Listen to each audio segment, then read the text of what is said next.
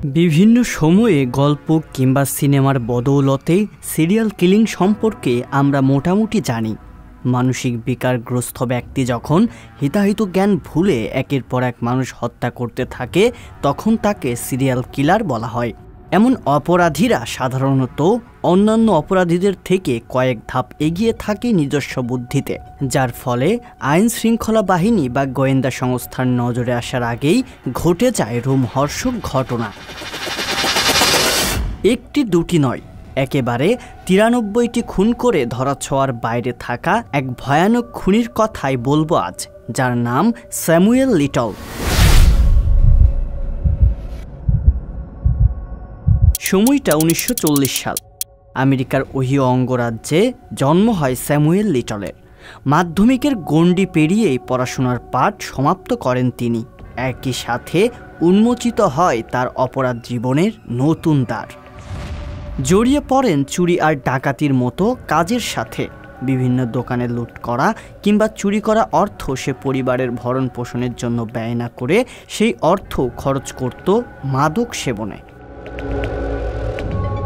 অপরাধের মাত্রা বাড়তে থাকায় মাত্র ১৬ বছর বয়সেই পুলিশের খাতায় নাম ওঠে তার।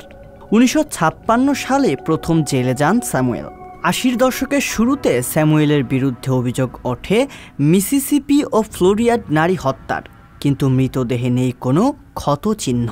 প্রমাণের অভাবে দোষী সাব্যস্ত হয়নি স্যামুয়েল। এরপর একই পদ্ধতিতে আরও কয়েকটি খুন করেন তিনি। বারবার পুলিশের ধরাছোঁয়ার বাইরেই থেকে যান স্যামুয়েল। মূলত স্যামুয়েল তুলনামূলক দুর্বল লোকদের নিজের টার্গেট বানাতো। যারা হত্যার শিকার হয়েছেন তাদের অধিকাংশই ছিল মাদকসেবী আর যৌনকর্মী।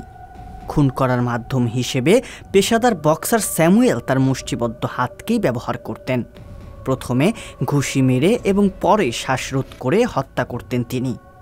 ফলে হত্যার শিকার মানুষদের প্রথম দেখায় এটা বোঝা বেশ দুষ্কর হতো যে আদতে তারা খুন হয়েছেন নাকি অতিরিক্ত মাদক সেবনে তাদের মৃত্যু হয়েছে। ২০১৪ সালে কেন্দ্রীয় গোয়েন্দা সংস্থা FBI গ্রেফতার করে তাকে। তখন কারাগারে বসেই নিজের কৃতকর্মের কথা শোনান আমেরিকার সবচেয়ে ভয়ঙ্কর সিরিয়াল কিলার। খুন হওয়া যেসব ব্যক্তির পরিচয় পুলিশ খুঁজে বের করতে পারেনি তাদের নাম পরিচয় জানান স্যামুয়েল। জেরায় স্বীকার করে নেয় ৫০-এর বেশি খুন করেছে সে। তবে FBI-এর খাতায় তার বিরুদ্ধে খুনের অভিযোগ ৯৩। বিচার প্রক্রিয়া শেষে ২০১৪ সালেই সাজা ঘোষণা হয় স্যামুয়েলের। তখন তাকে ৩ দফায় যাবজ্জীবন কারাদণ্ডের সাজা দেন মার্কিন বিচারকরা। কিন্তু ৬ বছর সাজা ভোগ করে মারা যান স্যামুয়েল। ২০০৫ সালে খুন করা বন্ধ করার পরও পুলিশের নাগালে আসেননি তিনি। অভিনব পদ্ধতিতে খুন করায় একাধিক ঘটনায় খুনের কারণই খুঁজে বের করতে পারেননি গোয়েন্দারা, যে কারণে স্যামুয়েল ছিলেন একেবারেই ধরাছোঁয়ার বাইরে। তবে স্যামুয়েল যেভাবে একের পর এক প্রমাণ ছাড়া মানুষকে হত্যা করেছে তার মৃত্যুও ছিল একই রকম ধোঁয়াশার। জানা যায় হৃদরোগ আর ডায়াবেটিসে আক্রান্ত স্যামুয়েল শারীরিক জটিলতার কারণেই মারা যান। রিয়াজুল ইসলাম, সংবাদ প্রকাশ।